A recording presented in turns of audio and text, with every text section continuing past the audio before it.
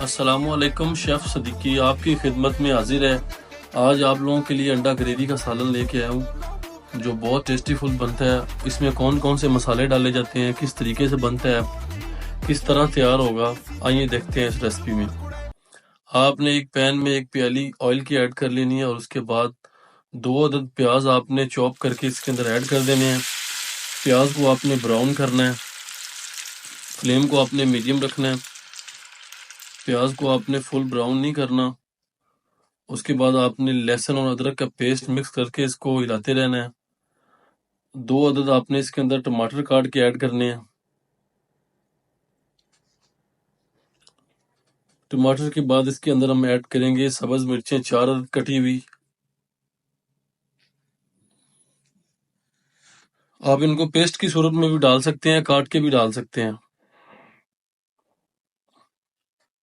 अंडा ग्रेवी सालन आपने पहले कभी नहीं खाया होगा, जिसके लिए अंडे हमें सबसे पहले बॉईल करके रखने पड़ेंगे और ग्रेवी के लिए ये मसाला जाते हैं। इसके अंदर हमने आधी प्याली जो दही की है वो ऐड कर देनी है, अच्छी तरह मिक्स करके। 1 चम्मच इसके अंदर हम लाल मिर्च ऐड कर देंगे और आधा चमचा इसके अंदर हल्दी का ऐड कर देंगे।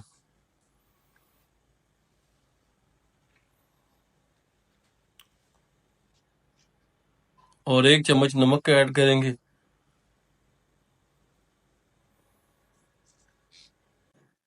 खुशबू बहुत प्यारी आ रही है माशाल्लाह।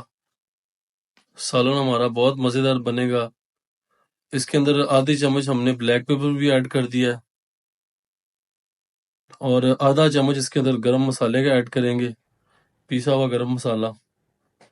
और इन सारी चीज़ों को मिक्स करेंगे। 5 मिनट बुनाई के बाद आप देख सकते हैं ग्रेवी हमारी पक चुकी है और जो ऑयल है वो ऊपर आना शुरू हो चुका है।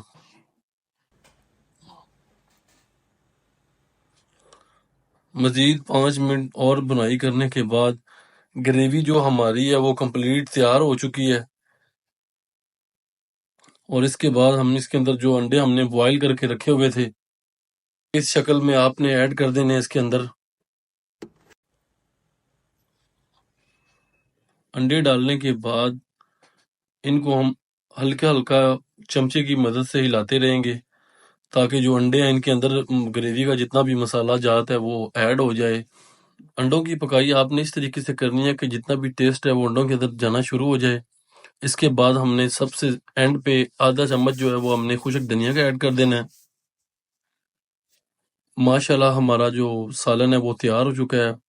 खुशबू बहुत ज़बरदस्त आ रही है। आपने एक बार ये सालन ज़रूर ट्राई करना है और मुझे बताना है कि आप लोगों का सालन कैसा बना है। मुझे कमेंट्स में ज़रूर बताना है कि ये रेसिपी आपको कैसी लगी है, टेस्टफुल बनी है